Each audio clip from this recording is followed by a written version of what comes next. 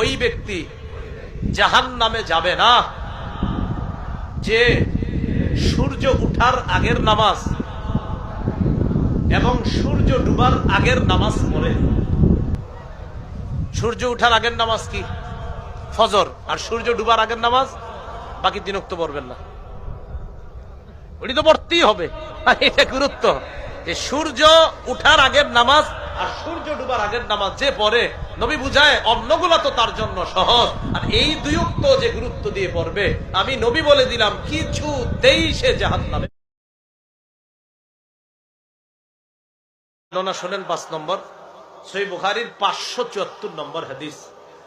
এই হাদিসের মধ্যে আছে ক্বালা রাসূলুল্লাহ সাল্লাল্লাহু আলাইহি ওয়াসাল্লাম মান সাল্লাল বারদাইন দাখালাল জান্নাহ।